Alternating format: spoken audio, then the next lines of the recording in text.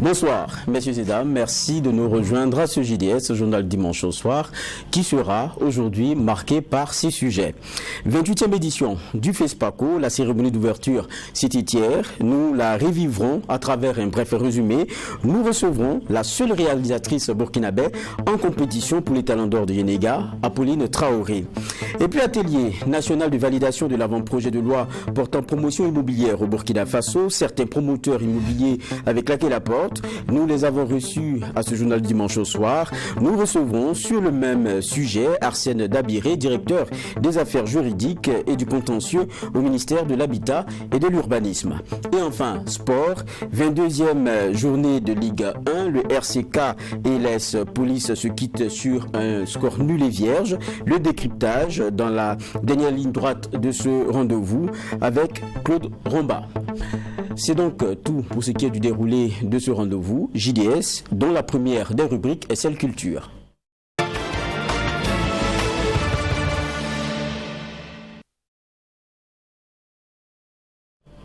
Nous le disions en titre, la cérémonie officielle d'ouverture du 28e FESPACO, Festival panafricain du cinéma et de la télévision de Ouagadougou, a eu lieu hier, 25 février, au Palais des Sports de Ouagadougou 2000.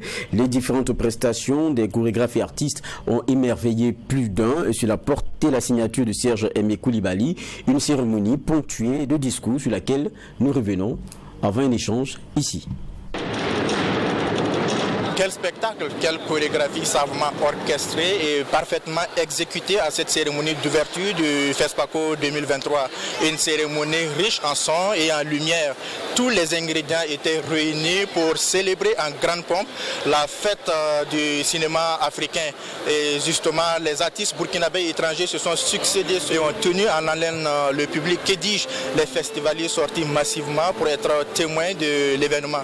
Et c'est justement dans cette ambiance festive que le Premier ministre Maître Apollinaire Kelem de Tambela, accompagné de son homologue malien, a donné le clap d'ouverture du Festival panafricain du cinéma et de la télévision de Ouagadougou. Pour le comité d'organisation, cette édition 2023 du FESPACO est l'édition de tous les défis au regard du contexte sécuritaire difficile que traverse le Burkina Faso.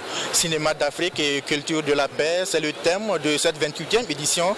Et pour le Premier ministre malien, le choix de ce thème est évocateur pour les deux pays qui traversent une situation sécuritaire difficile. Les guerres, les discordes entre les peuples, ça naît dans les esprits. Qui commande mieux les esprits? L'art. Donc le cinéma et tout ce qui est artistique sont une composante essentielle aujourd'hui de la résistance des peuples africains contre la soumission, de la résilience des peuples contre toute forme de domination. Et l'art, c'est le cinéma aussi. Pour le Premier ministre burkinabé, Maître Apollinaire Kelem de Tambela, qui s'est fait représenter par son ministre de la Communication pour livrer justement le discours officiel d'ouverture du FESPACO, le choix du Mali comme pays invité d'honneur est une invite aux deux peuples à fraterniser et surtout à regarder dans la même direction pour relever le défi commun. Ce choix, au-delà du conjoncturel comme d'aucuns pourraient le penser, amène les deux nations à davantage fraterniser et regarder dans le même viseur. Les traditions séculaires qui lient nos deux peuples sont fortement ancrées dans les habitudes communautaires, si fait qu'à maintes occasions, le Mali et le Burkina Faso cheminent ensemble vers des projets communs en matière d'intégration et de coopération. La capitale burkinabé s'illumine de 1000 feux avec le 7e art. C'est donc parti pour une semaine de festivités, une semaine de partage d'expériences, une semaine de réflexion sur l'avenir du cinéma, une semaine de réflexion sur la contribution du 7e art justement à la promotion de la paix au Burkina Faso.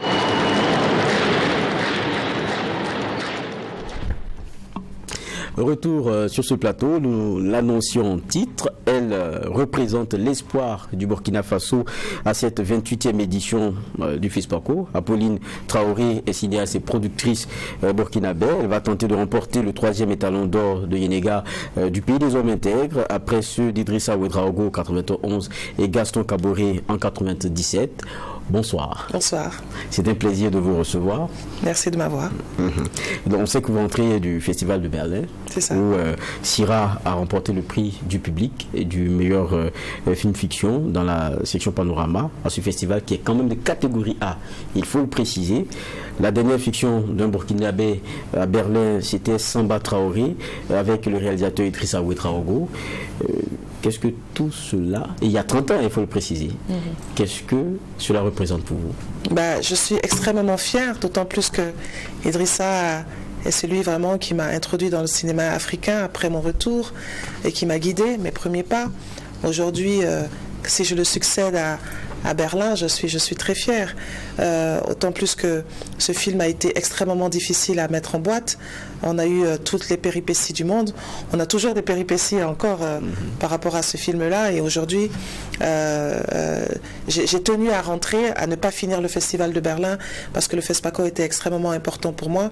Il fallait que je sois là à l'ouverture. Donc on a quitté plus tôt le festival et c'est justement pendant l'ouverture du FESPACO qu'on apprend qu'on a eu ce prix-là. Donc c'était vraiment une belle joie. D'accord. C'est vrai que le Burkina, on le sait, traverse une situation qui est quand même assez difficile du fait de celle sécuritaire. Syrah, justement, aborde cette réalité-là et met en lumière une résilience et le refus donc de baisser les bras. Parlez-nous brièvement, justement, des grandes étapes qui ont abouti à ce film-là. C'est-à-dire, qu'est-ce qui a valu au choix, notamment de la thématique, et puis, quelles ont été les difficultés? Parce que vous en parliez tout à l'heure. Oui, évidemment. En fait, l'idée m'est venue, juste après ce massacre horrible qu'on a eu il y a quelques années de Yirgou. Voilà, donc ça m'a tellement choquée, j'ai vraiment été choquée par ça, et je me dis c'est pas possible. Bon, après, je ne suis pas politicienne, je ne suis pas de l'armée, je ne sais pas comment les choses se passent, donc je n'ai que mon art pour m'exprimer. Et donc il était important pour moi de raconter une histoire, de donner non seulement de l'encouragement à nos forces de défense, de sécurité, et aussi de l'espoir au peuple. Et donc c'est comme ça que l'histoire a commencé. Et à l'origine, je voulais vraiment faire ce film-là chez moi au Burkina, dans la zone. On avait choisi déjà le décor dans les alentours de Dori. Même après, malheureusement, les choses se sont succédées, se sont empirées. Et donc, vraiment, le gouvernement m'a dit que je ne pouvais pas y aller, ce qui était normal, parce que être dans la zone là-bas, on devait rester 3 mois. Et si rester 3 mois, ça veut dire qu'il me fallait un dispositif sécuritaire assez important. Et évidemment, l'armée avait d'autres chats à fouetter que de venir sécuriser un plateau de tournage. Donc, on a dû se délocaliser. Donc, c'est vraiment un combat que je mène depuis 2019 pour, en tout cas, donner ma contribution dans cette lutte-là. Et c'est à travers Syrah que je l'ai fait. Aussi, vous savez, quand on parle de terrorisme, on est toujours on voit les grands axes, on voit l'armée qui se bat, on voit la politique, on voit les hommes, mais quand on parle des femmes, on les voit dans les camps de déplacés, on ne voit pas vraiment comment elles sont actives, mais je sais que quand je suis partie en repérage et que j'ai rencontré ces femmes dans les cas de déplacés et que chacune vous raconte leur histoire de comment elles ont vécu et comment elles sont arrivées là, c'est vraiment, vraiment incroyable. Et pour moi, en tant que femme déjà, il fallait que je leur fasse honneur et que je montre aussi qu'elles ont en partie aussi une responsabilité dans cette lutte-là. Vous me disiez tout à l'heure que vous avez écourté votre présence à Berlin pour venir au FESPACO qui a commencé hier. Quel est justement votre regard sur ce festival qui tout de même est résilient? Bien sûr, c'est à cause de cette résilience que j'ai écourté mon voyage, parce que avant que le festival ne se passe, on entendait beaucoup des rumeurs. Est-ce que ça va se passer? Est-ce qu'il faut que ça se passe? Et vous le savez aussi bien que moi que notre pays est peint en rouge au niveau international. Et aujourd'hui, moi, il fallait que je sois là, il fallait que je sois présente pour montrer justement cette résilience. Si je n'étais pas là, c'était de fuir, entre guillemets, mes responsabilités. C'est difficile. Le Sahel aujourd'hui, toutes ces zones, tous ces pays sahéliens, c'est très difficile pour nous en ce moment, mais on ne baisse pas les bras. On n'a pas le choix. C'est notre pays. Où voulez-vous qu'on aille? Il faut qu'on reste là et qu'on se batte et surtout le plus important, il faut qu'on se tienne la main parce que ça, c'est très important. Si on ne se tient pas la main pour pouvoir combattre et surtout s'écouter, c'est important. Justement, vous venez de Berlin. C'est quoi le regard depuis l'extérieur relativement à ce grand rendez-vous qui était le FESPACO, qui est le FESPACO? On sait que dans le passé, il n'y avait pas de question, il n'y avait pas la réalité sécuritaire, donc tout le monde venait. Mais pour cette fois, qu'est-ce que vous entendiez? On entendait que beaucoup de gens avaient peur de venir. Beaucoup de gens, beaucoup de partenaires même, avaient peur de venir. J'ai certains partenaires qui ne sont pas venus, tout simplement parce que même si volontairement ils le veulent, après il y a une institution derrière qui les empêche de venir. Vous voyez, et le fait que ce FESPACO se tienne, et j'espère en tout cas qu'il va bien se passer, c'est un message très fort à l'international. C'est un message très fort que nous souffrons peut-être, mais on n'est pas à genoux, et on continue. Et c'était important pour moi justement, après Berlin, de leur dire, écoutez, moi malheureusement je ne peux pas finir le festival, je ne peux pas clôturer le festival avec vous, il faut que je rentre, c'est chez moi, il faut que je sois là pour présenter ce film-là dans mon pays. On va parler de votre catégorie, c'est 15 films quand même retenus, dont Sira, pour briller les talents lors de Yenega. Vous disiez dans une interview, je cite les choses mot pour mot, c'est l'un des FESPACO où j'ai tout sur les épaules. C'est une énorme pression. Oui, c'est une énorme pression parce que je dis par rapport à ce festival que cet étalon, revenir à la maison, est plus que ma personne. Je suis personne du moment où, à partir j'ai compris ça quand la bande-annonce du film est sortie et que j'ai vu l'engouement et que j'ai vu justement ce pan de solidarité derrière moi et j'ai compris que ce film-là et cet étalon, aujourd'hui, pouvait donner beaucoup d'espoir, non seulement au peuple du Sahel, mais aussi de notre cinéma burkinabé. Parce que notre cinéma burkinabé a eu beaucoup de mal depuis un nombre d'années, et aujourd'hui qu'on le récupère dans une crise avec ce que le pays est en train de vivre, et qu'on le récupère, c'est au-delà de ma personne. C'est vraiment au-delà de ma personne. Et si je peux, à travers mon art et à travers ce que j'ai fait de Sira, donner cette victoire au Burkina, je serai la plus heureuse. D'accord. Quand on regarde, c'est quand même depuis 1997, avec Boudiam de Gaston Kaboré, que pour ce qui est du Burkina, en termes de palmarès, on court toujours après le Saint Graal. Et quand vous regardez, parce que vous êtes quand même productrice, réalisatrice burkinabé, votre regard c'est lequel? Pourquoi est-ce que depuis on court après? Pour vous, qu'est-ce qui manque? Qu'est-ce qui manque déjà? Numéro un, les finances manquent. Ça c'est un. Deuxièmement, le travail dans le sens où il faut se former. Voilà. Je disais tantôt qu'on on est rentré dans l'ère du numérique, et on a une nouvelle génération qui est arrivée avec l'ère du numérique en pensant que le numérique était facile. Le numérique, c'est juste un outil. Voilà. Numérique ne veut pas dire facilité. Voilà. Et quand on prend le numérique et on s'en va et on pense qu'on est en train de faire un film, c'est dangereux. C'est dangereux. Et donc, du coup, aussi, il ne faut pas oublier que quand on fait un film, un petit film, et qu'on brandit, on dit, voilà, moi j'ai fait un film à 5 millions, à 10 millions, les financiers, ils écoutent ça, les autorités, ils écoutent ça. Donc après, quand vous venez avec un budget, quand vous demandez 200, 300 millions pour faire un film, en donnant des chiffres, on vous dit, mais attendez, qu'est-ce que vous parlez? On peut faire un film à 5 millions. Donc, c'est normal, ils ne connaissent pas notre cinéma. Voilà, un financier va vouloir donner le minimum. Donc, moi, je pense qu'on est passé à travers cette crise-là. Et aussi, malheureusement, voilà, les finances, même au niveau de l'extérieur, ne suivaient plus. Et même les financiers extérieurs nous disaient le cinéma africain ne vend pas. Donc voilà, on a tant de francs à vous donner, et donc c'est vraiment global, voilà. Et on a eu malheureusement quelque chose qui a empathie, et ça a dégringolé, mais aujourd'hui je pense que depuis 4 ans on est en train de se ressaisir, et on est en train de remonter. J'ai beaucoup foi que la jeunesse aujourd'hui comprend qu'il faut passer par des courts-métrages. Ce sont des cartes de visite. On n'a pas besoin automatiquement d'aller à l'école pour apprendre le cinéma. On peut faire du commerce avec le cinéma, mais il faut faire attention à ne pas mélanger les choses et qu'on a du cinéma commercial et on a un cinéma indépendant et c'est deux choses différentes. Il faut faire attention à ça. Là-dessus, justement, quand on est Apolline Traoré, avec le parcours qu'on vous connaît, est-ce que c'est aussi difficile de mobiliser? Toujours.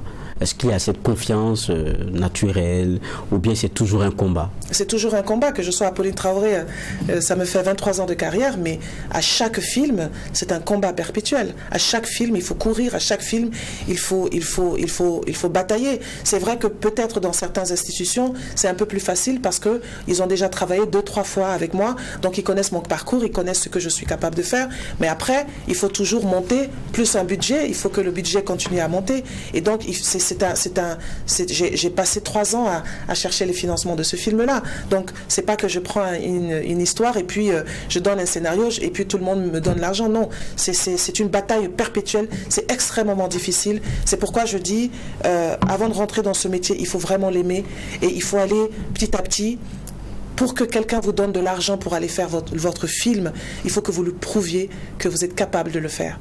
Parce que mettez-vous à votre place. Vous n'allez pas venir demander à quelqu'un, donnez-moi 10 millions, 20 millions, 30 millions pour faire un film. Et puis, il n'a pas vu ce que vous avez fait. Pourquoi voilà. Donc, mais si vous faites un petit cours, un petit film de 5 minutes, que vous vous êtes débrouillé avec votre téléphone et qu'il est bien, vous allez voir quelqu'un et dire « Ah, mais ça, c'est pas mal.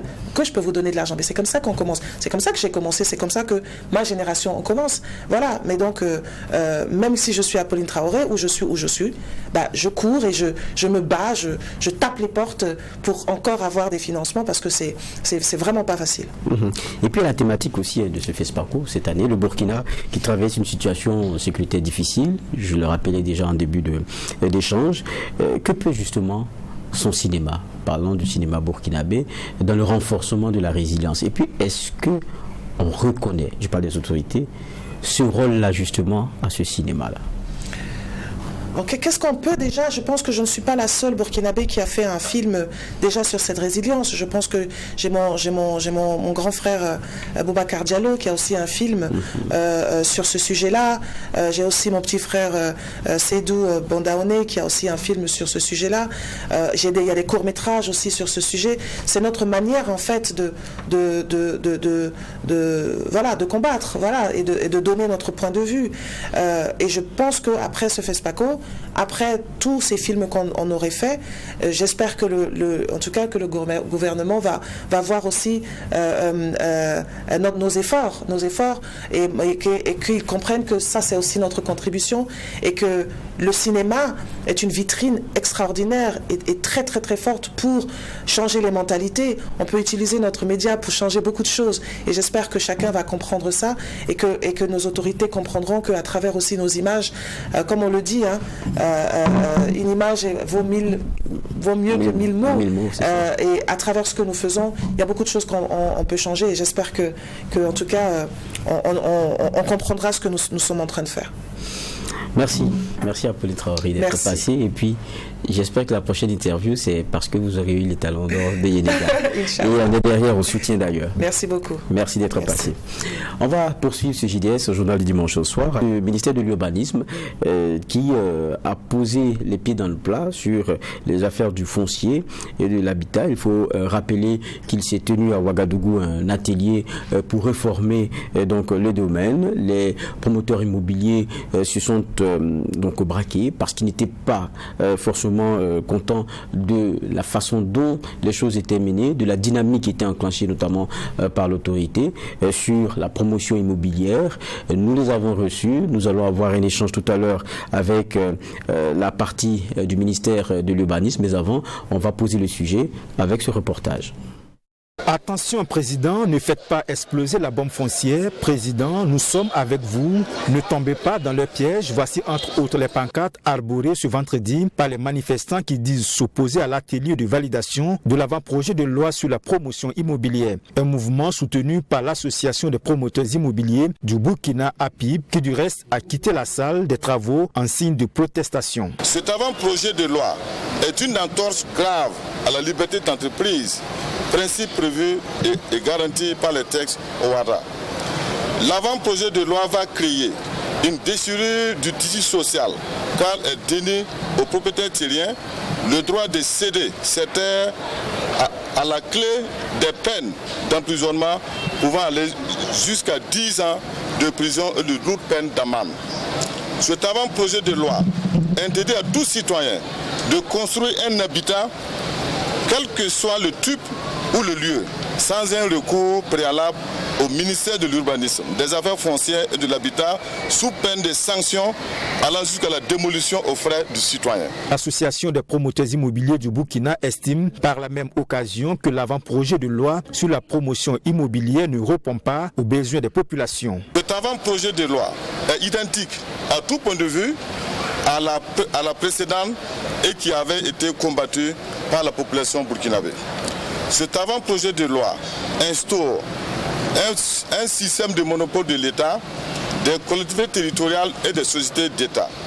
Si on se réfère à l'enquête parlementaire de 2016 sur le foncier, une seule autorité avait détourné plus de 2000 parcelles, sans oublier les 105 000 parcelles de l'enquête recommandée, dont l'enquête recommandait le retrait. C'est dire que reconnaître le monopole du foncier exclusivement à des entités étatiques est suicidaire et revient à ne plus tirer de leçons sur le passé. Ces promoteurs immobiliers dénoncent par la même occasion un acharnement de la part de leur ministère de tutelle. Le ministère a toujours fait croire que les promoteurs immobiliers ont mobilisé le foncier entier du pays avec un chiffre de 30 000 hectares, c'est-à-dire 17 km sur 17 km.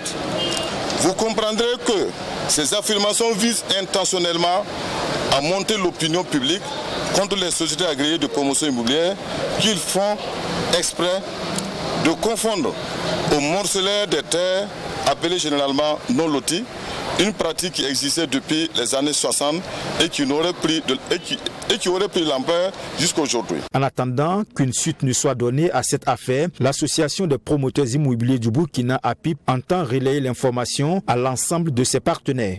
Le sujet, donc, il est posé depuis cet avant-projet et son contenu. Nous recevons Arsène Dabéré, qui est directeur des affaires juridiques et du contentieux au ministère en charge de l'urbanisme. Et nous sommes aussi avec David Nana. Je commence par vous dire bonsoir à vous. Monsieur Dabéré, merci d'être avec nous. Bonsoir. C'est un plaisir de vous recevoir. Merci aussi à vous, David Nana, d'être là. Bonsoir. Bonsoir, monsieur Va. Bonsoir aux téléspectateurs de Tri TV. D'accord. Je pense qu'on va faire beaucoup de pédagogie dans cette partie d'entretien, tout comme il y a un dimanche, nous étions avec les promoteurs immobiliers qui eux aussi donc, déroulaient un peu le chapelet de des critiques qu'ils avaient à l'endroit de la dynamique qui est en train d'être lancée sur des réformes dans le domaine de la promotion immobilière et la promotion foncière. Déjà, nous allons revenir sur le début des choses, de façon résumée, pourquoi ces réformes-là? Ok, merci beaucoup. Permettez-moi d'abord de traduire le remerciement de l'administration pour l'occasion que vous nous offrez de pouvoir s'expliquer et d'expliquer donc le pourquoi de cet avant-projet de loi ou de cette loi. Ceci dit, il faut dire que vous savez que de par la Constitution, notamment je crois c'est l'article 18 de la Constitution, l'État, donc le pouvoir central, a l'obligation de pourvoir au logement de tous les Burkinabés, loger tous les Burkinabés, pas leur trouver des parcelles. Et donc, de par ce devoir constitutionnel, cette obligation constitutionnelle-là, l'État a jugé bon, en 2008, d'ouvrir donc la promotion immobilière au privé. Donc la construction du logement a été dévolue d'une manière ou d'une autre au privé, en plus donc des structures publiques, des structures étatiques. Et donc l'objet de la promotion immobilière, avant tout propos, c'était donc de contribuer à la construction de logements. Vous avez également que lorsque vous prenez la réalité de la pratique de la promotion immobilière au Burkina Faso, je suivais l'élément tout à l'heure, il y a un qui disait que on accuse les promoteurs immobiliers de s'être accaparés de plus de 30 000 hectares de terre. Je ne dirais pas que c'est vrai, mais ce n'est pas loin de là parce que tout autour, par exemple, de Ouagadougou, vous n'avez plus de terres arables, de terres cultivables qui ne soit pas occupé par la promotion immobilière. Ce qui veut dire que l'objectif qui était assigné à la promotion immobilière, qui était la construction de logements, a été dévoyé. Troisième élément qui aurait motivé ou qui a pu motiver à la relecture de la loi, c'est que lorsque vous prenez la promotion immobilière, c'est vrai, son but c'est de loger, mais il y a aussi qu'il faut essayer d'entrevoir une sorte de solidarité entre les générations actuelles, mais aussi les générations actuelles et les générations à venir. Pour ce qui concerne les générations actuelles, si vous prenez toutes les terres, vous en faites des logements, où est-ce qu'on va cultiver? Pourtant, il faut bien cultiver pour pouvoir nourrir la population, pour pouvoir alimenter la population. Donc, ce devoir de nourrir la population fait que on est obligé de limiter l'extension des villes là afin d'éviter justement de prendre toutes les terres arables. Et à l'égard des générations futures, il faut justement qu'on essaie encore de limiter les terres qui sont prises pour la promotion immobilière pour pouvoir avoir des terres cultivables demain pour les générations à venir, mais aussi des terres pour que ces générations futures là puissent justement se loger. Donc voici entre autres raisons pour lesquelles on s'est senti obligé de relire la loi sur la promotion immobilière. D'accord, David. Vous avez parlé de pédagogie, on va y rester, notamment en étalant sur certaines expressions que nous entendons dans cette question-là. Il s'agit notamment de ce qu'on appelle passif foncier. On l'entend, c'est vrai que c'est mieux partagé pour les puristes du domaine, mais pour les citoyens lambda, ou dans notre contexte burkinabé, qu'est-ce qu'il faut entendre par passif foncier et où est-ce qu'on en est aujourd'hui quant à son apurement? Oui, quand on parle de passif foncier, il faut dire que c'est le constat qui a été fait de l'ensemble des terres qui ont été mobilisées, qui ont été loties, qui ont été attribuées, partagées avant 2016. C'est-à-dire parce qu'en 2016-2017, il y a eu une commission d'enquête parlementaire qui a révélé un certain nombre de malversations, un certain nombre de manquements en termes de lotissement, en termes de restructuration, en termes d'attribution des terres.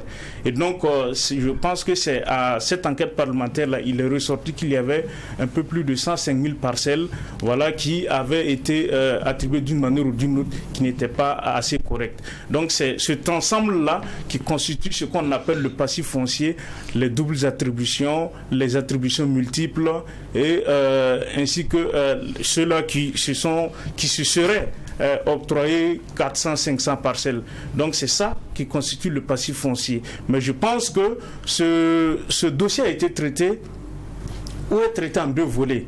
Il y a le volet judiciaire pour lequel on a transmis justement le dossier, ce qui relève du volet judiciaire à la justice. Et il y a maintenant le volet administratif pour lequel on a mis en place une commission interministérielle qui a travaillé et qui a permis justement la levée de la mesure de suspension qui frappait toutes les villes qui étaient concernées justement par le passif foncier.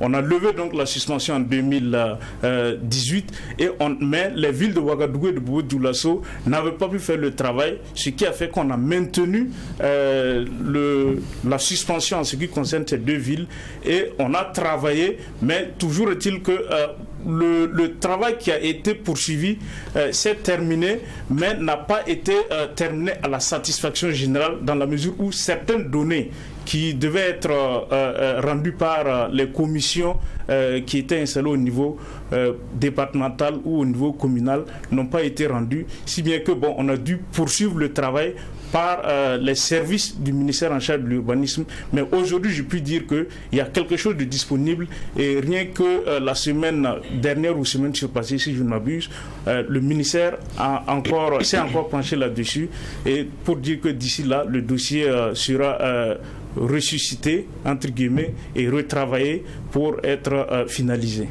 Merci. C'est vrai que lorsqu'on parle de réforme, l'une des expressions qui pourrait être celle d'une réussite possible, c'est bien le caractère inclusif.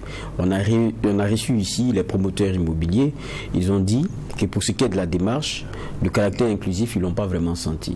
soit ils n'ont pas été vraiment associés, ou que lorsqu'ils ont eu à faire des rectificatifs ou apporter leur contribution, malgré la promesse de les prendre en compte, ils ont toujours été surpris par le fait que nenni, ça n'a jamais été vraiment pris en compte. Et donc ils parlent d'une dynamique un peu esselée. Voilà. Qu'est-ce que vous répondez à cela? Merci.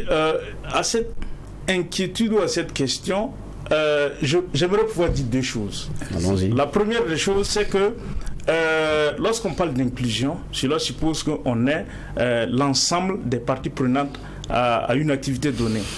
Or, si j'ai bonne mémoire, en 2021, lorsqu'on a commencé le processus, les promoteurs immobiliers avaient été associés au processus depuis Manga. À l'écriture de l'avant-projet de loi, les promoteurs immobiliers étaient là.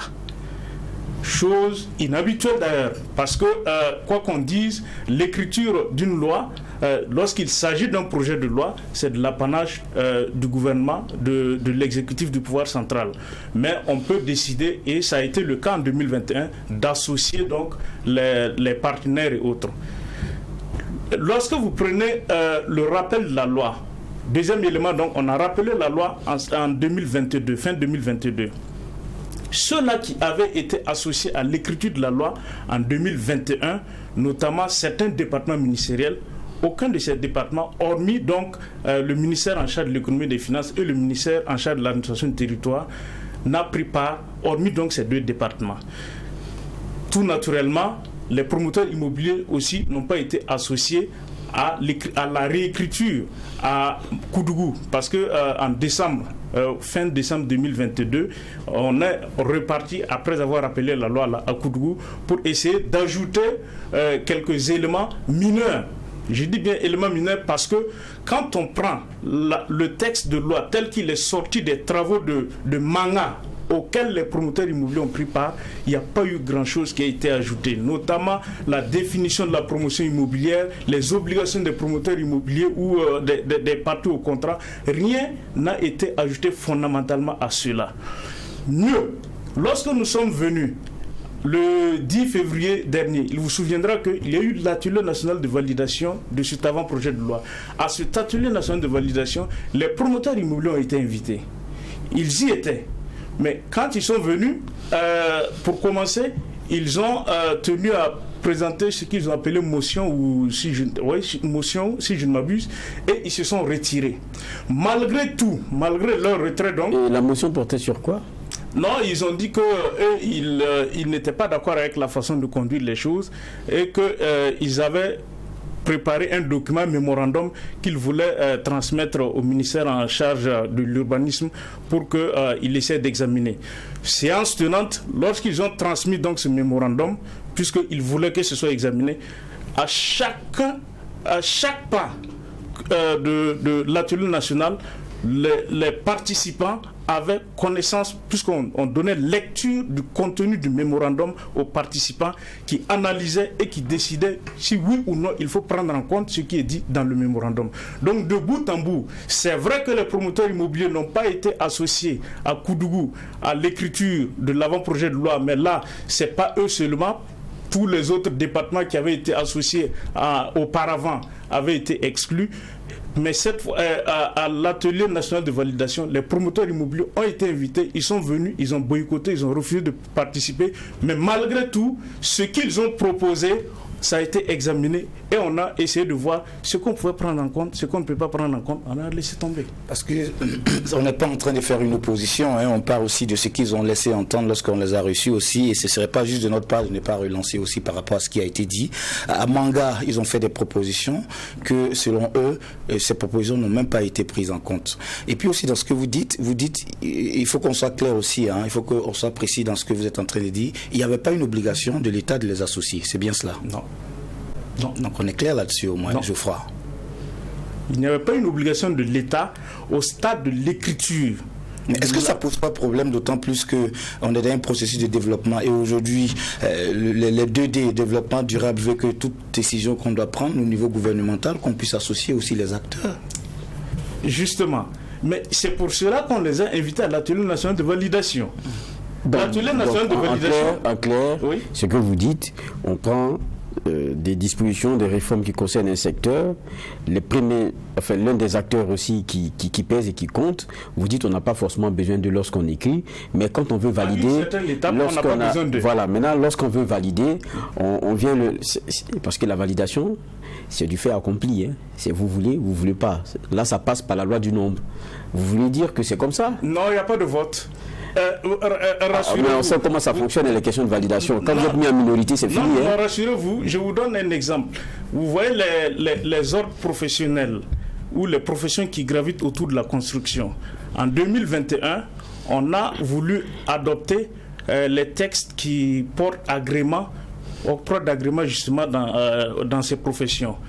On est allé à l'atelier national de validation, mais les travaux qui avaient été menés sans eux, ils ont trouvé que les résultats n'étaient pas de leur goût. On n'a pas validé les documents en question. On a dû repartir, relire les textes pour revenir maintenant. Et ces textes ont été adoptés, si je ne m'abuse, en octobre 2021. Ça vous dit donc que ce n'est pas un acquis, ce n'est pas la loi de non, puisqu'on ne vote même pas. Très souvent, on ne vote pas. Quand on finit de relire, c'est de façon consensuelle que très souvent le texte est adopté.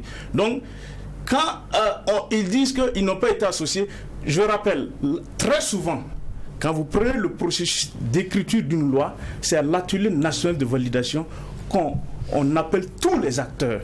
Sinon, pour commencer, c'est l'initiative. Si c'est l'initiative gouvernementale de l'exécutif, ce sont les services techniques qui, au besoin, associe un bureau d'études ou un cabinet d'études pour l'élaboration de la loi.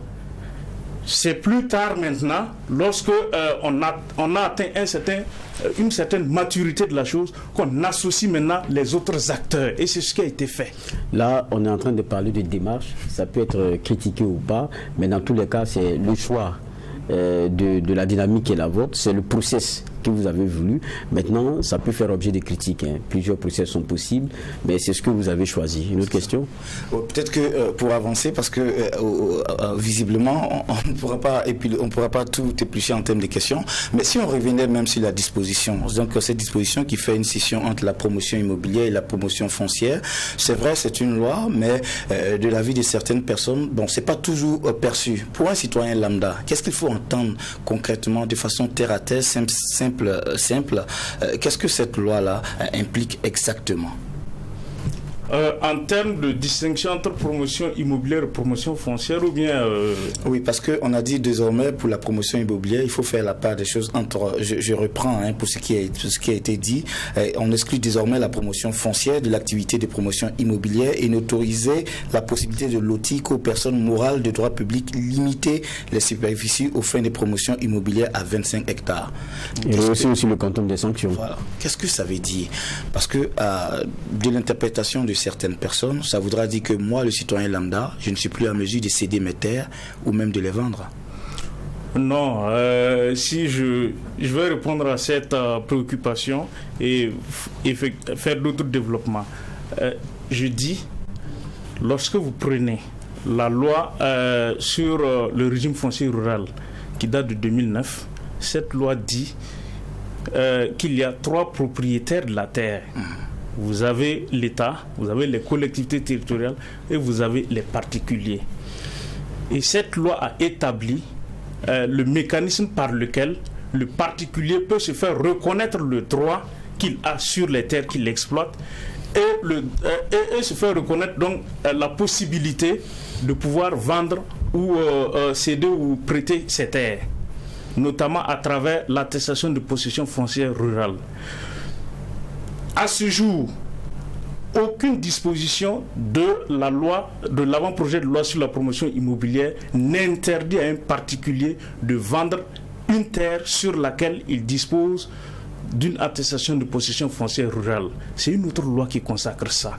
Donc les particuliers peuvent toujours vendre leur terre lorsqu'ils disposent des documents qu'il faut pour cela, notamment lorsqu'il s'agit de champs ou de terres à vocation agro-silvo-pastorale. Les particuliers peuvent toujours disposer de ces terres-là, tout tout en veillant bien sûr à se prémunir d'une attestation de possession foncière rurale.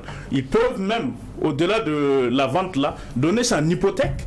Parce que c'était l'un des objectifs de la loi justement sur le foncier rural. Ils peuvent donner ça en hypothèque pour avoir de l'argent et aller mettre en valeur ces terres-là. Donc il faut qu'on soit clair, on n'empêche pas ou on n'interdit pas aux particuliers désormais qui disposent soit d'une attestation de possession foncière rurale sur sa terre rurale ou bien d'un titre foncier sur sa terre urbaine de la céder. Nullement pas. Maintenant, lorsque l'on prend la promotion immobilière, aujourd'hui on dit que la promotion immobilière consiste à réaliser une édification, une réhabilitation, une rénovation ou une extension de construction sur des terres urbaines aménagées aux fins de commercialisation. C'est la définition qu'on entend donner désormais de la promotion immobilière. Ça veut dire quoi? Ça veut dire que désormais, on ne peut plus aller prendre la terre, poser des bornes et vendre. Non, tout ce qu'on peut faire lorsqu'on prend la terre, c'est de construire, de réhabiliter ou de rénover pour pouvoir vendre. Mieux, lorsqu'on dit que c'est sur des terres urbaines aménagées, ça veut dire que, en principe, on ne peut réaliser une activité de promotion immobilière qu'en zone urbaine. Et ça, lorsque le monde paysan a vu ça, le monde paysan qui était là le 10 février, le monde paysan a applaudi. Parce que justement, ça leur permet de conserver leurs terres. Ça leur permet de pouvoir disposer toujours de leurs terres au vu de l'activité de promotion, au vu de l'activité agricole. Et donc, ça veut dire que désormais, on ne peut plus aller ériger des bâtiments en brousse alors que la promotion immobilière dit qu'il faut que ce soit en zone urbaine. Et on a dit zone urbaine aménagée, ça veut dire que on ne peut plus aller poser des bornes et commencer à construire. Non, il faut à la limite dégager les routes, il faut faire venir l'eau, il faut faire venir l'électricité, il faut les canalisations, un certain nombre de choses, un minimum pour pouvoir rendre viable la localité. Et en principe, ça ne doit pouvoir se faire qu'en zone urbaine. Quand on vous écoute, ça veut dire que le promoteur immobilier, il vient là où l'État a déjà fait un pré-travail. Exactement. Mais on connaît l'État dans son affaire de pré-travail. Non, c'est une réalité. Hein? Oui, c'est une réalité qui est là. On connaît les nombreuses promotions immobilières qu'il y a eu où les gens ont construit. Pour faire venir l'eau, c'est compliqué. Pour faire venir le courant, c'est compliqué. C'est-à-dire que les gens cotisent pour faire ce que l'État devrait faire. Je suis d'accord avec vous, mais ça, c'est ce qu'on a constaté jusqu'à aujourd'hui. Maintenant, on veut faire autrement. On veut, et c'est ce que au ministère là-bas nous disons, il faut changer de paradigme.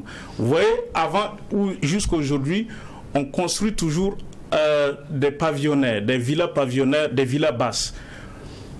La philosophie aujourd'hui est d'aller en hauteur pour justement pouvoir conserver les terres, le maximum de terres possible pour la production. Donc c'est dire qu'on est dans un changement, oui, on invite justement tout le monde à cela, dans un changement de vision, dans un changement de mentalité, pour que désormais l'État lui-même ne puisse pas autoriser un promoteur immobilier à aller faire une réalisation quelque part tant qu'il n'a pas viabilisé la zone. C'est cela l'objectif qui est visé désormais. Donc en fait, moi je veux comprendre. Voilà pourquoi je disais que la viabilisation dont vous parlez, c'est un combat à qui? C'est l'État ou bien lui, c'est-à-dire vous voulez que le promoteur immobilier vous donne la garantie de la viabilisation avant qu'il puisse pouvoir... Non, je ne vous comprends pas, expliquez-vous mieux. Non, quand vous arrivez quelque part, il y a ce qu'on a appelé les macro-lots. C'est-à-dire un terrain de 25 hectares, en principe, il revient à l'État de dégager par exemple les grands axes, de faire venir l'eau et l'électricité jusqu'à un certain niveau. Maintenant, le promoteur immobilier, quand il viendra prendre à l'intérieur des 25 hectares, s'il a par exemple 5 hectares, en ce moment, il n'est pas exclu qu'on dise que le promoteur immobilier devra envisager la viabilisation minimale à l'intérieur. Sinon, les grands aménagements, les grandes viabilisations pour constituer les macro-lots, ça c'est du ressort de l'État. Monsieur Dabiri, moi je pense qu'on est tous au Burkina. On a vu les fameuses campagnes qui ont été lancées, logement ceci, tel nombre de logements. Tout ça on a connu au Burkina. Même l'État, même quand il rentre dans ces projets-là, il ne s'en sort pas. Lui-même on le voit en train de peiner. On voit des gens qui ont souscrit, qui se cherchent. Ça veut dire que la promotion immobilière est aussi une alternative à ce genre d'offres. Est-ce qu'on n'est pas en train de, peut-être parce qu'il y a un constat, mais en train d'aller un peu trop fort? Mais il est du rôle régalien de l'État, justement, de recadrer les choses. Et je pense que c'est dans cette dynamique-là que s'inscrit l'État.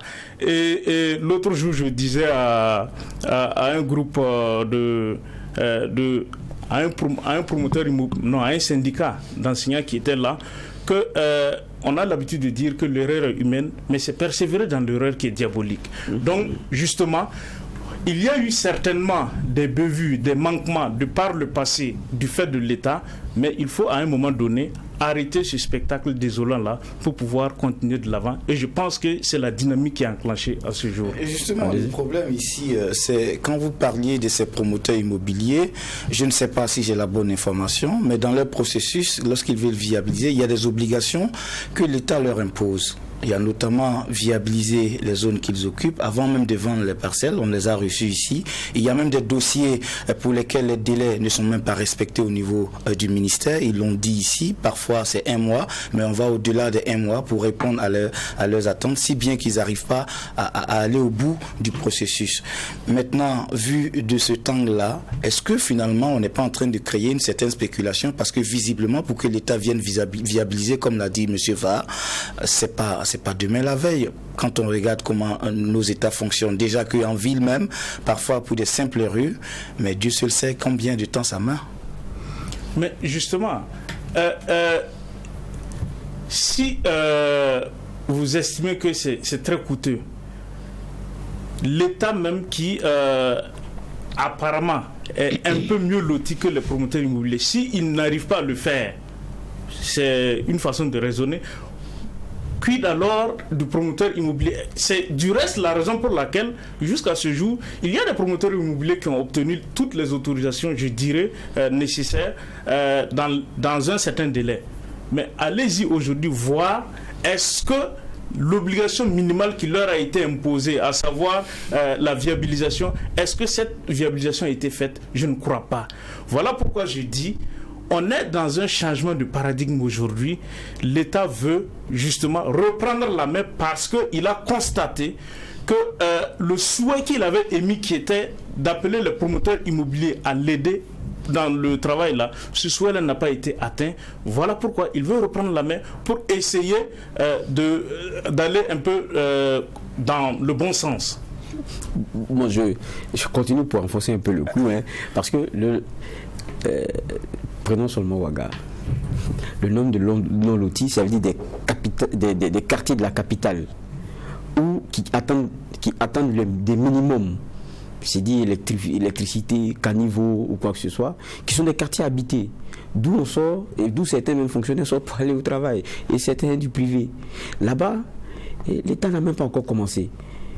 Il n'y a même pas un début de commencement. C'est ça aussi la réalité de notre... c'est ça aussi notre réalité. Mais je veux dire que, est-ce que... C'est vrai qu'il y a un problème qui est posé. Il y a aussi le fait qu'aujourd'hui, il y a un accaparement et puis une spéculation, une pression sur la terre qui ne dit pas son nom. Au fond, pour être pédagogique, et pour qu'on soit plus clair, ça veut dire que les vieux qu'on a vus, qui souvent sont approchés, qui pour X ou Y, en tout cas disent qu'ils sont les propriétaires, donc ils donnent, et puis après c'est morcelé, ça veut dire que ça, ce n'est plus possible. C'est ce qu'on peut comprendre. En principe, ce n'est plus possible. En principe? Oui, quand je dis en principe, c'est pour dire céder la terre. Si on cède par exemple à des fins agro-silvopastorales, c'est toujours possible. Okay. Mais si c'est pour une activité de promotion immobilière, en principe ce n'est plus possible, dans la mesure où le particulier ou le promoteur immobilier ne peut plus aller mobiliser la terre et revenir demander qu'on l'autorise à réaliser une activité de promotion immobilière là-dessus. Donc s'il veut acquérir la terre pour mener une autre activité, il n'y a pas de souci. Il y a une autre question qui me taraude l'esprit tout de suite comme ça. Comment on arrive à dissocier ce que vous appelez les zones urbaines des zones rurales, surtout qu'on voit un peu comment les villes grandissent, s'élargissent chez nous au Burkina Faso. Est-ce que déjà l'État a pris les précautions de prédéfinir ces distances-là, ces superficies? Mais justement, dans certaines localités, c'est défini. C'est défini à travers les schémas, les outils de planification urbaine, notamment les schémas directeurs d'aménagement et d'urbanisme, ou encore les plans d'occupation des sols. Et on a défini donc les zones urbaines et les zones rurales à travers justement ces outils de planification. Mais il faut justement les outils de planification pour savoir jusqu'où va la zone urbaine et jusqu'où va la zone rurale. C'est là où il y a débat. C'est là où il y a débat parce que je prends mon vélo, je viens de Kokologo, j'arrive en périphérie de Ouagadougou, j'ai m'y installe, petit à petit mon frère arrive, ma soeur arrive, on construit une zone qu'il a appelée non lotie. Finalement, en ce moment, on est dans la zone rurale ou on est dans la zone urbaine, puisqu'après, on va demander aussi que l'État vienne faire sa fonction régalienne, notamment tracer des routes. On a même parlé de réaménagement entre-temps. Finalement, comment on fait la frontière entre ces zones-là? Mais justement, ce dont il est question de la promotion immobilière. Le promoteur immobilier, pour pouvoir réaliser son projet immobilier, par exemple, doit obtenir l'approbation de son projet immobilier. Et cette approbation s'analyse en fonction justement des schémas directeurs d'aménagement et des plans d'occupation des sols. Ce qui veut dire que si c'est pour réaliser un projet immobilier, c'est forcément apprécié, analysé par l'administration qui dispose justement des outils de planification urbaine. Maintenant, lorsque vous prenez le cas des zones non loties, là, bien évidemment, ce n'est pas un promoteur immobilier. Un individu qui décide d'aller s'installer dans une zone déterminée, il ne vient pas demander l'autorisation de l'administration. C'est un fait auquel on assiste et on est obligé de faire avec. Sinon, ce n'est pas dans le cadre de la promotion immobilière que ces gens se sont installés. Monsieur Damire, ici, c'est vrai qu'on est dans une réalité de changement parce qu'on est dans une réforme, mais ce que vous veniez de dire tout à l'heure, c'est comme si le promoteur immobilier avant, dans le process, il vient, il tombe comme ça et puis il fait ce qu'il veut. Il s'était encadré, il y avait des étapes avec le ministère à chaque fois. Ça a toujours été comme ça. On nous l'avait détaillé ici le dimanche dernier. Avec le ministère, c'est-à-dire? Je veux dire qu'un promoteur immobilier ne vient pas prendre une terre et puis à l'issue du ministère, il vient commencer à faire de la promotion immobilière. Il y a plusieurs étapes. Non, c'est ce que j'ai dit. Lorsqu'un promoteur immobilier veut réaliser une activité quelque part, c'est ce qu'on appelle le projet immobilier. Il veut implanter un projet immobilier quelque part. Il faut qu'il vienne demander l'approbation de ce projet immobilier. Qu'il acquiert par après ou qu'il ait par après le permis de construire, qu'il ait l'autorisation de lotir. Tout ça, ce sont des documents administratifs dont il doit se munir avant d'aller commencer son projet immobilier. Qui existait. Qui existe. Et qui n'arrive pas à avoir. Qui existait. Qui existe. Donc je veux dire qu'il ne commence pas avec la réforme, je veux dire. Non, ça ne commence pas avec la réforme. Donc qui existe depuis. Donc vous êtes au cœur du système depuis. Maintenant, ce qui change dans le fond, c'est qu'on est en train de faire une séparation entre promotion foncière et promotion immobilière. C'est l'impression qu'on donne ici. Mais justement, techniquement, comment est-ce qu'on fait de la promotion immobilière sans celle foncière? Parce que ici, c'était un peu l'inquiétude, parce qu'ils disaient la matière première, c'est la terre pour eux. Ils construisent sur quelque chose. C'est la matière première. Maintenant, ils ont comme l'impression que là, on veut les serrer. Alors que, et ça c'est notre débat, ils ne sont pas les seuls dans la question d'accaparement. Si on peut appeler ça comme ça. Non, c'est assez simple. C'est assez simple parce que si on dit que désormais l'État ou les collectivités territoriales vont mobiliser la terre, l'aménager et la mettre à la disposition des promoteurs immobiliers, ça veut dire que le promoteur immobilier qui dispose d'un projet immobilier qu'il veut implémenter, il attend. Si par exemple l'État dit qu'il veut construire une cité à Bassinko ou à Koubri, l'État met la terre à la disposition, il appelle les promoteurs immobiliers, il dit bon voilà, j'ai 25 hectares ou bien j'ai 10 hectares à Koubri que je veux mettre en valeur, je veux venez et proposez-moi quelque chose.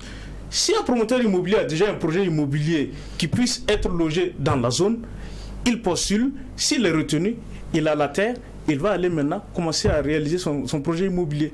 Donc, il y aura toujours la terre pour la réalisation du projet immobilier, mais ce ne sera plus le promoteur immobilier qui aura l'initiative d'aller chercher la terre. D'accord. Non, c'est l'État qui va vendre sa chose. Voilà. Qui appelle à soumissionner. Si on qui appelle à soumissionner, exact. C'est le terme. Donc, mais maintenant, c'est ça aussi la réalité. Ça veut dire c'est intéressant parce que l'État devient maître du jeu, il organise les choses, il fonctionne selon son besoin, il n'est pas à constater ici et là, parce qu'il y a eu des arrangements, des choses qui sont en train de pousser, même si par après l'État même participe en donnant des autorisations par palier, parce que c'est comme ça, il y a un process. Mais en même temps, est-ce que c'est pas l'État qui va devenir le vendeur de terrain nu? Parce qu'il a ces deux sociétés, Soyesi et Sonature. Non, même pas ça. C'est dire que le vendeur de terrain nu, c'est plus le vieux au village, c'est l'État. Non, ça dépendra. Parce que s'il s'agit de terrain rural, pour en faire un champ, pour une activité agricole ou une activité pastorale, là, le particulier sera toujours maître de sa chose.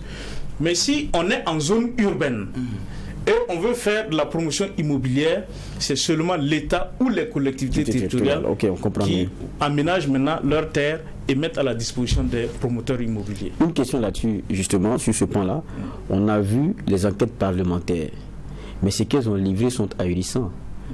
Ceux qui sont les vrais dealers, excusez-moi de le dire, avec les mobilisations de parcelles à n'en pas fini, conseillés, mais on ne peut pas les détrôner. Ça aussi, c'est notre réalité. Quand vous parlez de collectivités. Mais ça aussi, c'est quelque chose qui demeure difficile. Oui, on a tenté, on a suspendu, on est revenu, mais c'est une vieille plaie.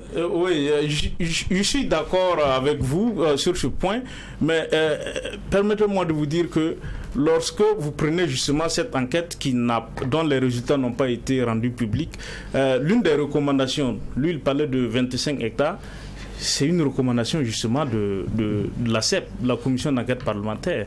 L'autre élément, c'est que j'ai l'impression que les gens oublient qu'avant 2008, les constructions de logements au profit des Burkinabés, c'était du seul apanage de l'État ou des collectivités. Aujourd'hui, les gens réclament encore et à cri la libéralisation de la chose, comme si l'État, à la limite, est obligé de laisser la promotion immobilière se poursuivre telle qu'ils l'entendent. Il y a des pays... je termine. Il y a des pays en Afrique où, justement, la question de la mobilisation foncière, là, c'est uniquement, justement, l'État qui s'en occupe. C'est l'État qui s'en occupe. Laissez-moi vous dire qu'en 2018, il y a un promoteur immobilier qui est venu dans mon bureau qui s'entretenait avec moi. Lorsque je lui ai fait comprendre que au Burkina Faso, ici, la terre n'appartient pas qu'à l'État, il était ébahi. Il dit, mais que dans un pays voisin à côté ici, qu'on ne peut pas imaginer que la terre puisse appartenir à un individu. Mais au Burkina, on a fait l'option de libéraliser, de sorte que, au-delà de l'État et des collectivités, que les particuliers puissent vendre la terre. Il n'y a pas de souci par rapport à ça. Qu'on admette qu'à un moment donné, si l'État constate qu'il y a comme des dérives en la matière, que l'État puisse revenir et essayer de réglementer. Et c'est tout ce qu'on est en train de faire. Maintenant, dans les réformes, c'était aussi un peu ma question lorsque j'évoquais tout à l'heure le cas de nos conseillers, mais dans tous les cas, ils se sont rendus mauvais exemple en la matière. Est-ce que c'est prévu aussi d'être un peu plus regardant et plus strict pour éviter qu'on retombe dans les anciens travers où, bon, on cherche à être conseiller pour... Quand quelqu'un est conseiller, au passage au quartier, on dit, mon ami, il faut penser à ma parcelle, parce que c'est un peu ça. Bon, je dirais que oui, parce que, d'une manière générale, les textes sur le foncier sont en train d'être relus. Donc, au nombre des textes sur le foncier, justement, c'est vrai que ce n'est pas un texte spécifiquement tourné vers le foncier, mais le Code général des collectivités territoriales, il n'est pas exclu donc que ce texte aussi soit revu et qu'à la limite, on essaye, pourquoi pas, de revoir dans quelle mesure essayer de canaliser l'activité des conseils municipaux. Donc à ce niveau, je puis dire que on est là-dessus. C'est un ensemble de mesures qui sont entreprises, mais à la fin, je pense qu'on doit pouvoir aboutir à quelque chose de bon. D'accord. Une dernière question. On revient sur le fait, l'État appelle à solutionner, mais on a reçu aussi les promoteurs immobiliers qui disent allez voir celui-ci, celui-là, pour mobiliser peut-être des superficies qu'ils vont viabiliser par la suite et vendre. Aujourd'hui, moi, ma question, elle est d'ordre pédagogique, c'est de comprendre comment l'État mobilise par exemple ces 25 hectares pour appeler par suite les promoteurs immobiliers à venir soumissionner. Comment vous faites la mobilisation? Non, on a déjà par exemple le secrétariat permanent de la promotion du logement qui est là, qui est un bras, je dirais, ouvrier du ministère. Vous avez aussi d'autres directions. Vous avez la direction générale de l'urbanisme et je pense qu'on envisage même la création d'une direction qui s'occupera uniquement de la mobilisation de la terre au niveau du ministère. Donc c'est vous dire que les structures du ministère vont se charger de cela et procéder, je dirais, de la même manière que les promoteurs immobiliers. Oui, ils vont aller vers les possesseurs fonciers, raison de plus que justement on ne va pas empêcher les possesseurs fonciers de jouir de leurs droits. Donc les structures étatiques... Vous les imposez l'acheteur? À la limite, oui. Vous savez que même le droit de propriété est limité par moment. Et donc, quand on leur impose l'acheteur, ça dépend si ils veulent... si on négocie, s'ils sont d'accord, on va exécuter les conditions que nous sommes engagés. Je veux dire, l'administration s'est engagée à respecter. L'administration va les respecter. Et puis, mobiliser la terre et essayer d'aménager. Mais souvent, dans cette mobilisation, ça, c'est ce que faisaient aussi entendre les promoteurs immobiliers. Et ça aussi, c'est un genre de constat. C'est-à-dire que ceux qu'on vient trouver sont plus enclins à aller vers le promoteur immobilier plutôt que vers l'État. Pas toujours. Pas toujours. Non, pas toujours. Non, très souvent. Je ne sais pas quelle est la fréquence, mais vous savez, il y a des moments où, dans les environs de Ouagadougou, par exemple, je connais un qui fait dans la promotion immobilière. Lui, c'est par exemple une zone de ses parents. Bon, bien évidemment, vous comprendrez que si l'État part sur un pied d'égalité avec ce dernier, il ne peut pas passer par rapport à lui qui est un fils de la localité. Donc, et très souvent... Et ceux qui sont là, qui sont les fils du pays, si vous parlez des filiations... Qui sont les fils du pays? Non. Par exemple, si vous partez dans une zone où c'est un natif de la zone, un fils de la zone qui, à la limite, même est déjà bien connu parce qu'il a fait des œuvres de bienfaisance à l'endroit de ses parents, et vous levez simple administration, vous partez, croyez-moi, vous risquez de ne pas passer. Oh non, mais quand l'État est près des administrés et qu'il a fait beaucoup pour eux, souvent ça pourrait aussi pencher, tout comme le fait qu'il fait beaucoup pour les parents. C'est peut-être aussi cette absence-là.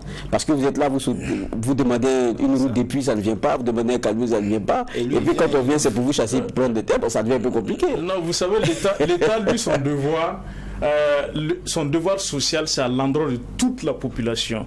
Donc, quand l'État fait, à la limite, c'est un devoir de non-redevabilité du citoyen envers l'État, parce que si son parent vient comparativement à l'État, il va se dire, celui-là c'est mon parent, l'État dans tous les cas, il n'a fait que... J'avais dit dernière question. La dernière. C'est vraiment très intéressant. Vous l'avez dit, avant 2008, c'était l'apanage de l'État que de pouvoir mobiliser les terres, mais on a vu ce que ça causait, notamment beaucoup de dérives. Aujourd'hui, ils sont nombreux, ces Burkinabés qui nous suivent. Qu'est-ce qui nous dit qu'avec cette nouvelle loi, on ne va pas retomber encore dans ces mêmes travers-là? Est-ce que l'État a pris toutes les mesures, toutes les garanties pour ne pas que le commis de l'État soit celui-là qui distribue la terre à qui il veut pour se retrouver à plus tard avec une centaine de parcelles? Qu'est-ce qui nous garantit cela?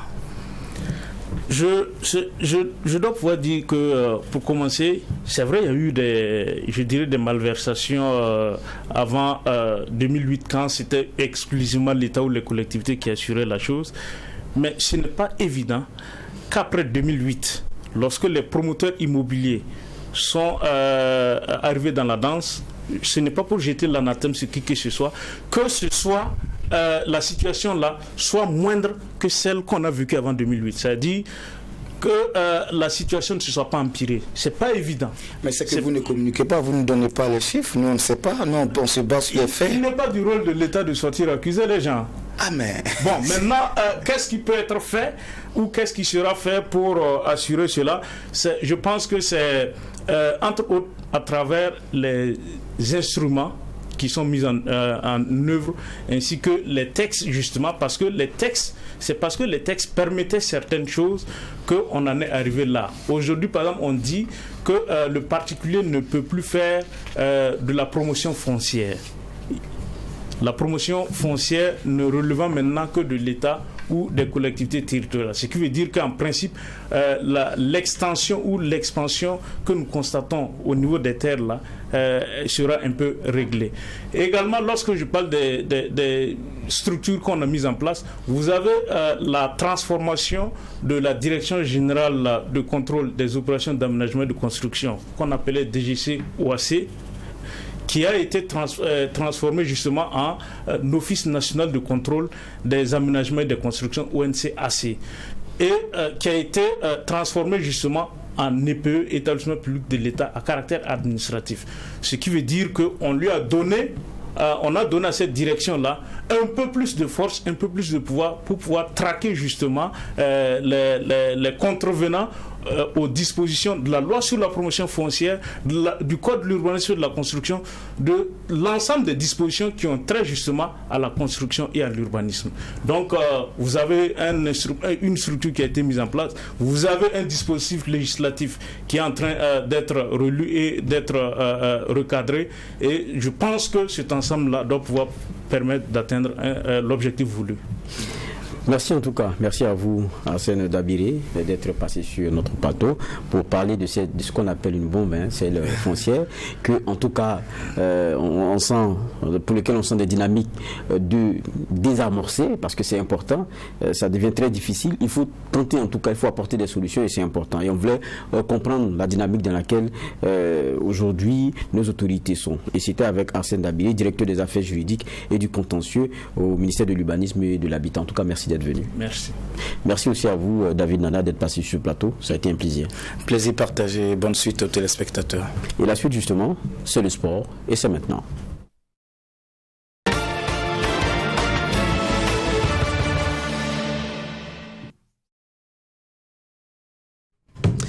Et pour introduire cette partie sport, un reportage, et cela va concerner la 22e journée des Ligue 1, avec une rencontre qui s'est disputée hier, RCK Police, et ils se sont quittés sur un score nul et vierge. Le point nous est fait par Assami Touré. Faucon et policiers ont partagé la poire en deux lors de cette 22e journée. La première période était un temps d'observation pour les deux formations. Pas de situation de but, mais avec une légère domination de l'AS Police sans conséquence. En seconde partie, les policiers continuent de pousser dès l'entame avec cette incursion, mais sans effet. Dans la foulée, le RCK, grâce à cette percée de Aboubakar Sidiki Traoré, manque de peu l'ouverture de la marque. Avant la fin de la rencontre, sur cette tentative des Faucons, Daniel Sayon, le portier de l'AS Police, est sauvé par la barre transversale. Score final, 0 but partout. Du regret selon Drissa Ouedrago, venu en renfort à l'AS Police pour éviter la casse et obtenir la première victoire de la saison. Je suis venu trouver une équipe où il fallait vraiment changer certaines choses et c'est ce que j'ai fait. Voilà, ça fait 2 matchs, on produit le jeu, mais aujourd'hui on avait... C'est un regret parce qu'on avait la possibilité d'avoir les 3 points. Voilà, quand bien même. Mais tout ça, c'est quoi? Réuni, je l'ai dit la semaine dernière, le déclic, il va venir, mais c'est dans la tête des jeunes. Je leur dis, ils savent jouer au football, mais moi, je ne peux pas rentrer à leur place. Vous voyez les occasions qu'ils ratent, c'est parce qu'ils sont un peu bloqués dans la tête. Mais je pense que ça va venir. Et je suis venu, c'est pour sauver ce que je peux sauver. Et le reste, on prendra acte. Voilà, on est à 2 matchs sans perdre, c'est déjà bon. Mais dans la production du jeu, je suis satisfait des jeux. Du côté du RCK, le doute commence à s'installer. Après la victoire obtenue à la 17e journée contre le Majestic 1-0, les Faucons font une défaite et 4 matchs nuls d'affilée. On n'arrive pas à marquer, on a un problème de finition. Ça veut dire que c'est parce qu'on ne travaille pas. C'est la baraka. Voilà. Parce que quand on déroule, on démarre bien les matchs, mais le problème de finition se pose. Ça fait que vraiment, c'est pas simple. C'est pas simple quand tu travailles toute une semaine et que tu n'arrives pas à mettre le ballon dans les filets.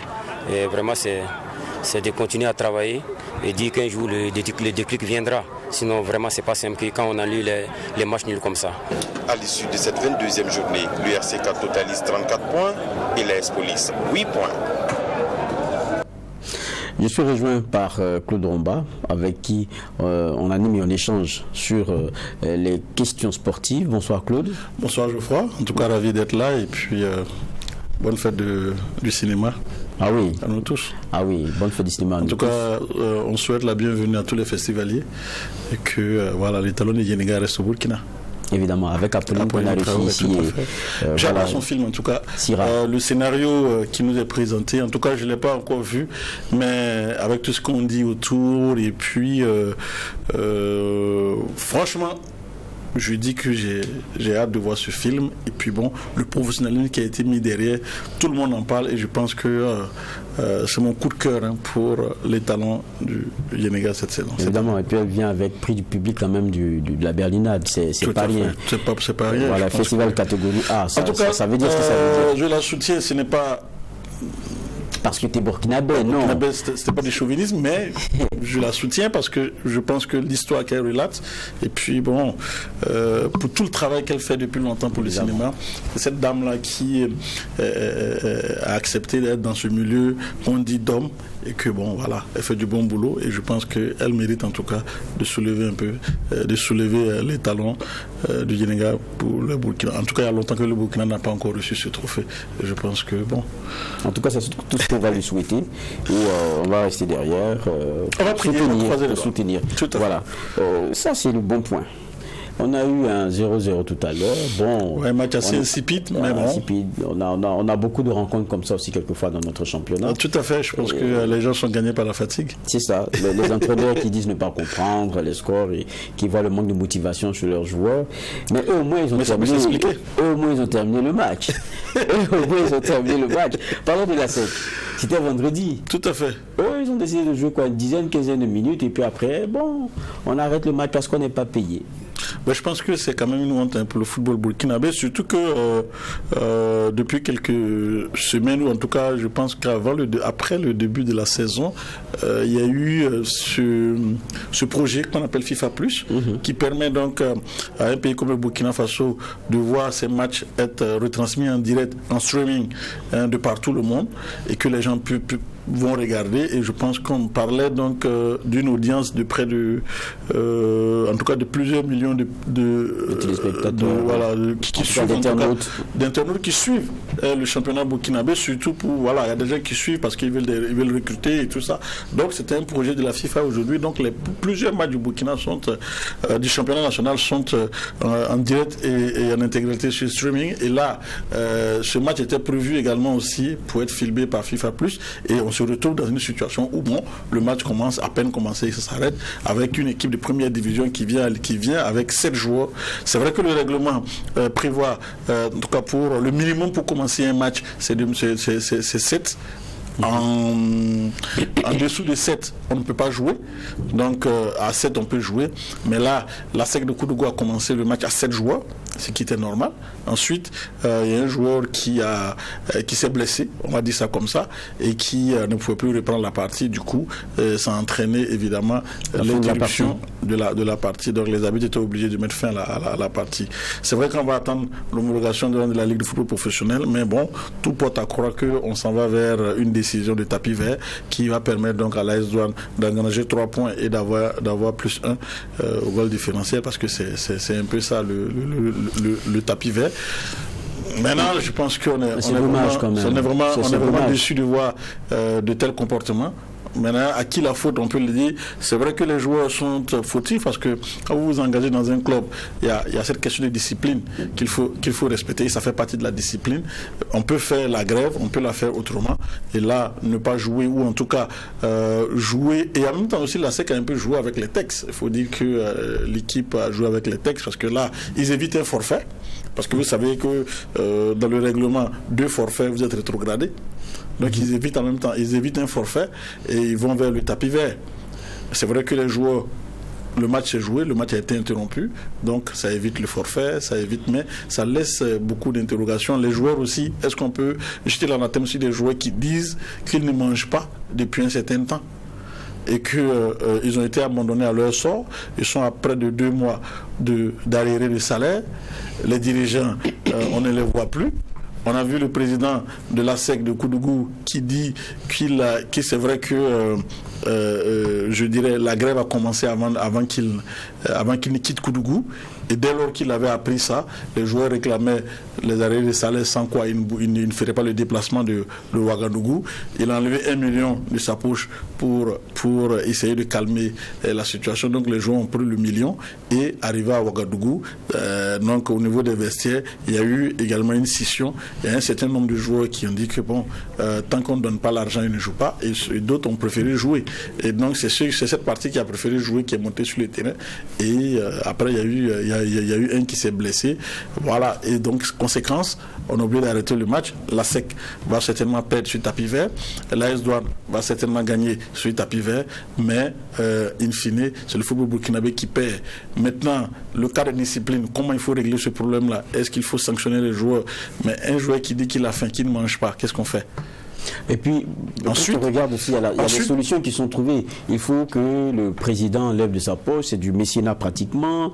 On l'a vu avec quelqu'un comme Noufou, paix à son âme, qui a tout donné corps et âme pour sa passion pour le sport. Il y en a beaucoup aussi comme exemple, mais à un moment donné, ça devient difficile à supporter. Je suis d'accord. Il faut tenter de relever la personne elle-même. Et on parle de la SEC. C'était quand il faut, non? Il n'y a pas si longtemps. Ils avaient menacé de ne pas jouer un match. Et même l'ASFA. Et l'ASFA aussi. Donc ça devient c'est récurrent et il y a les arrêts de salaire qui sont constatés dans les équipes. Aujourd'hui, la vraie question qu'on doit se poser, c'est là où la fédération doit jouer son rôle. C'est le modèle économique, voilà. C'est ça. C'est vrai qu'il y a la question du modèle économique et le ministre, moi quand je parle de la fédération, et même le ministère doit pouvoir demander des comptes parce que l'origine des bourses qu'on donne aux équipes, c'était donc pour éviter qu'il y ait des arrêts de salaire et que dans un futur proche, on puisse donc arriver à un championnat professionnel où les joueurs vont être bien rémunérés et tout. Mais tu l'as dit, le modèle économique pose problème. Il faut quitter cette question donc de football social pour aller vers le football professionnel, vers le football business. Je pense que c'est aujourd'hui, il faut briser cela pour y aller. Sinon, c'est pas viable. Ce modèle qu'on nous montre là n'est pas viable. L'État qui met 2 millions par mois, qui donne ça au club de première division, 2 millions par mois et 1 million par mois au club de deuxième division, à chaque club de première division et à chaque club de deuxième division pendant 20 mois, pendant 10 mois, ça fait 20 millions et 10 millions, voilà. Et pour qu'on puisse éviter ces questions donc d'arrêt des salaires, mais on voit que ce n'est pas efficace. Ça n'arrive pas. On est encore plus surpris quand on sait qu'il n'y a pas si longtemps, donc pour commencer la deuxième partie du championnat, chaque équipe a reçu presque 11 millions de francs CFA, notamment la deuxième partie de la tranche de la Fédération burkinabé de football et le ministère aussi qui a avancé en tout cas de l'argent. Donc on se pose des questions. Qu'est-ce qu'on fait de cette manne financière? Et que vous avez parlé donc des gens qui enlèvent de l'argent de leur poche, il faut que ça s'arrête. Voilà. Mais il faut aussi également une bonne gouvernance au niveau donc, des clubs.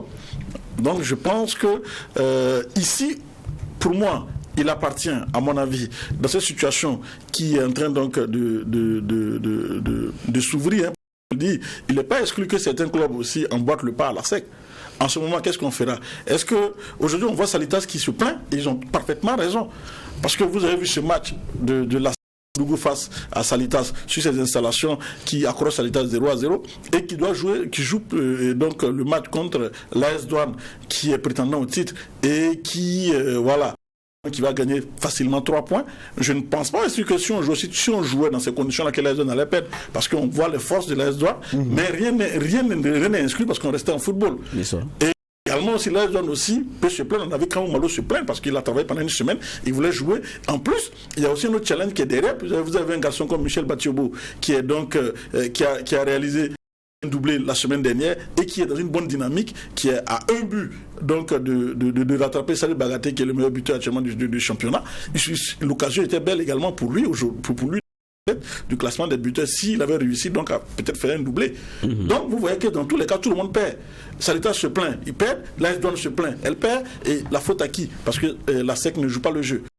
Et les joueurs de la SEC aussi, est-ce qu'on peut aujourd'hui jeter dans la tête sur ces joueurs-là qui ne sont pas payés? Qu'est-ce qu'on fait?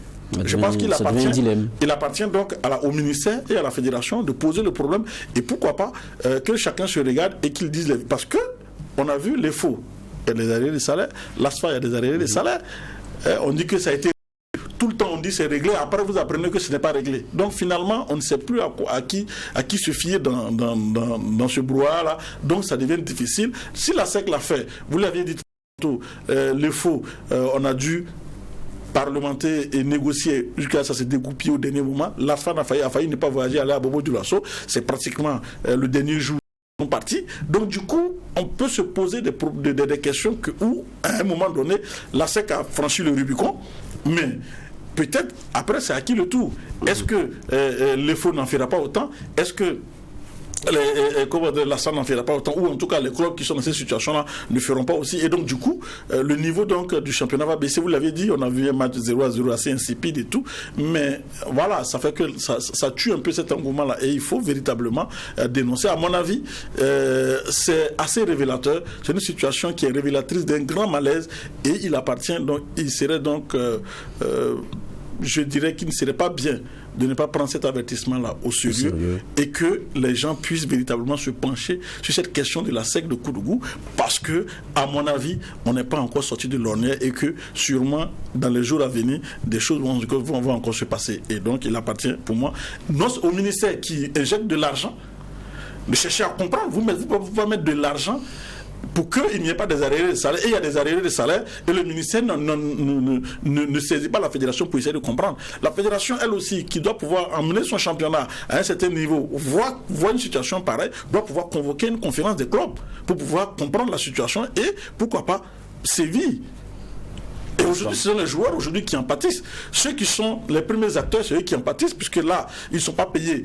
L'État dit qu'il a donné de l'argent, la fédération dit qu'elle a donné de l'argent. Pendant ce temps, les clubs aussi disent que ils ont d'autres dépenses. Qu'est-ce qu'on fait? Ça devient problématique. Il faut crever l'abcès. On comprend, ça ne concerne pas seulement que la SEC. J'ai dit qu'il y avait d'autres équipes. Tout à fait. Vous avez parlé du Stade de Ouagadougou, vous avez parlé donc de la Soyenega, qui sont des clubs véritablement en difficulté. Et ça se voit déjà. Quand vous n'arrivez pas à payer vos joueurs aussi, ça se ressent également dans le résultat. Et donc les championnats, le point pour terminer. Le point de cette 22e journée, Vitesse FC sur ses installations après le meilleur sur la Soyenega, 3-2. Majestic a plié les Chines du côté de Bobo Dioulasso face au RCB par la plus petite marque 1-0.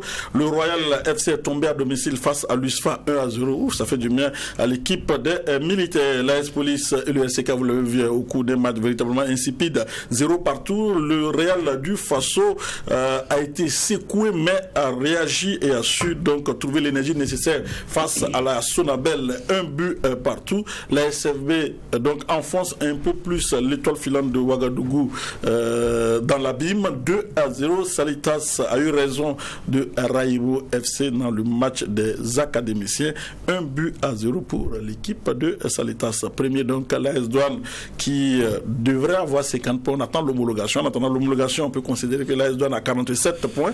Salitas est deuxième avec 45 points, suivi de Vitesse qui est troisième avec 39 points. Raïmo est quatrième, 36 points. Cinquième le RCB, 35 points. Sixième le RCK, 34 points. Septième Majestic, 29 points. La SCB, 8e, 29 points également. Neuvième, on trouve la SEC de Koudougou. C'est vrai qu'ils ne sont pas forcément trop en danger, mais attention, parce que 28 points, voilà, ça peut vite remonter. L'USFA est 10e, 25 points, tout comme Royal FC. 12e, l'AS Sonabel, 24 points. 13e, l'ASFA, 20 points. Le Real du Faso est donc 14e avec 19 points. 15e dans la zone de relégation, l'État filant de Ouagadougou, 18 points. Et l'AS Police ferme la marche avec 8 points. Voilà pour le point de cette 22e journée. Et Salif Bagati qui reste toujours le meilleur buteur du Faso Foot, même s'il est mieux. Elle a été mieux en tout cas avec 12 réalisations, suivi donc de Michel Batiobo qui a 11 buts, et également aussi donc Ismaël Séoné de Vitesse FC qui a réalisé un doublé ce week-end et qui porte son total à 11 réalisations. Merci bien. On peut également aussi parler donc vous allez laisser-moi parler juste des éliminatoires de la CAN 2000.